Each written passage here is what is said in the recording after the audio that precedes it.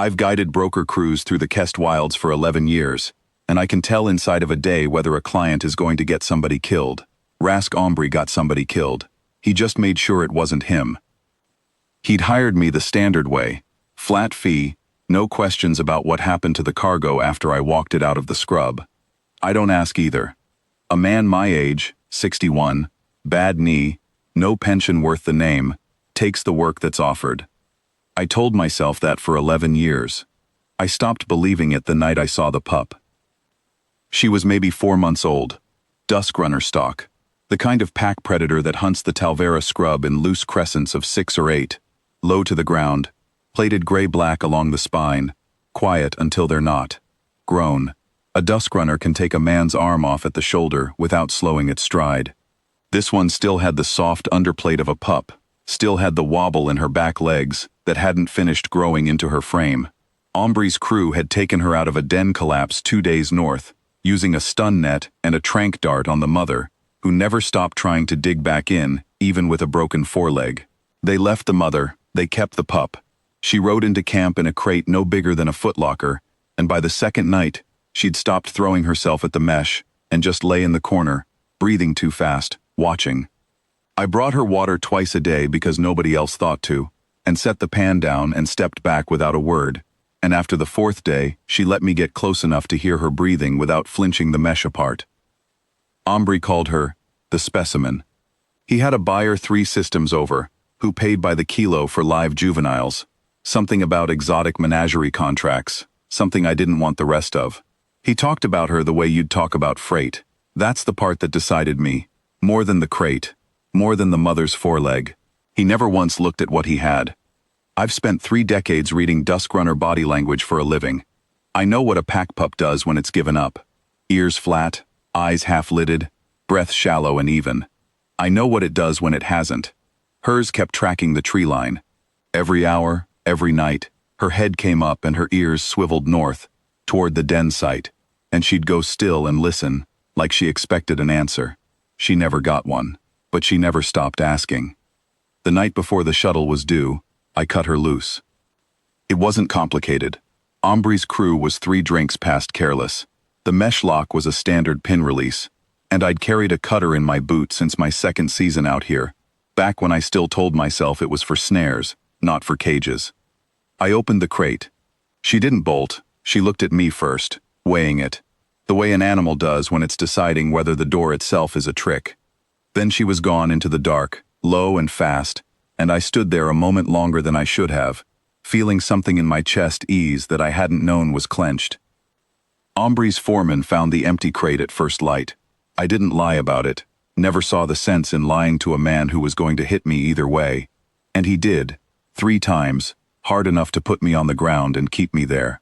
Ombre didn't do it himself. He stood over me afterward, in that flat, unbothered voice men like him keep for moments like that, and told me the Wilds would finish what his crew started, and walked back to camp to file a loss report on cargo that had a heartbeat. They left me at the tree line. Not carried, not driven, just left, the way you'd leave a tool that stopped being useful. I lay there a long time listening to my own breathing, thinking that 11 years of not asking questions had bought me exactly nothing, and that I was, at the last, glad of it anyway. That's when I heard the scrub move. Not one animal, a crescent of them, the way dusk runners come, spreading wide before they close. I want to say I wasn't afraid. I was. A grown pack with blood already up doesn't stop to check credentials.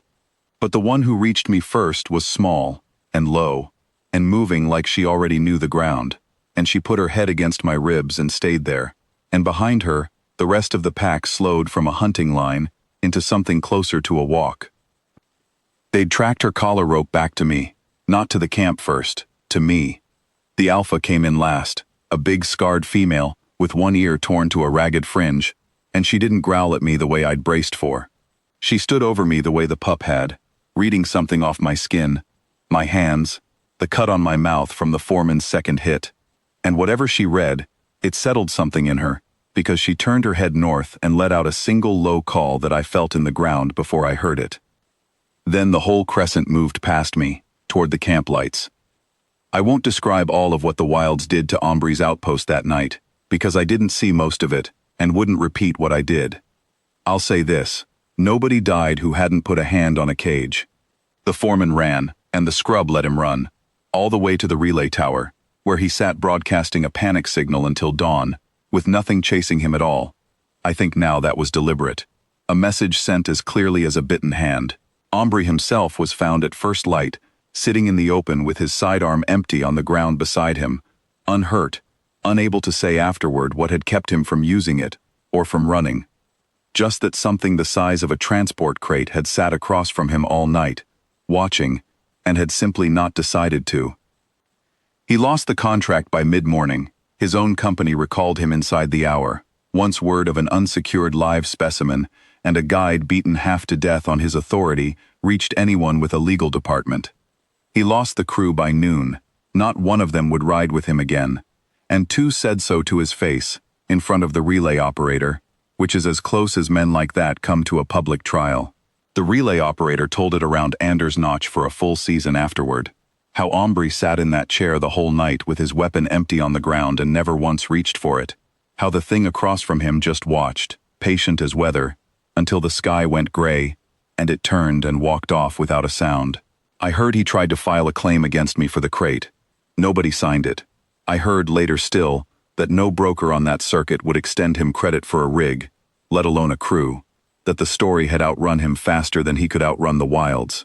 As for me, the pack didn't leave once the camp went quiet. The Alpha stayed at a distance that wasn't quite trust yet, watching the medic patch my ribs, but the pup didn't hold back at all. She lay against my leg the whole time, chin on my boot, and when I finally stood, she stood with me, and when I started walking, she came. She's not mine, not the way a dog is somebody's. Nothing about a dusk runner belongs to anybody, but she chose the direction I was walking, and she's kept choosing it every day since, through 3 seasons now, through a molt that traded her downy pup plate for the first hard scales, through a growth spurt that put her shoulder level with my hip and rising. The younger trackers out of Anders Notch started calling my habit of sitting still and letting spooked stock work out for themselves, whether I was a threat the long stand. I didn't coin it, I just kept doing the thing until it had a name. The rest of the crescent still comes through twice a season, loose and unbothered, and the Alpha still reads me over from a distance before she lets the others close. Old habit, I figure, earned the hard way, and I don't begrudge her it. But the pup, she's not so little anymore, not so patient about waiting at the tree line. She doesn't wait for permission at all. She just walks straight into camp and lies down across my boots like she's done since the first night, big enough now that half the newer hands still flinch when she does it. I tell them the same thing every time. She's not dangerous to anybody who hasn't put a hand on a cage, and so far, in 3 seasons, that's held true right down the line. I figure it'll keep holding, for as long as I'm the one standing here to say it.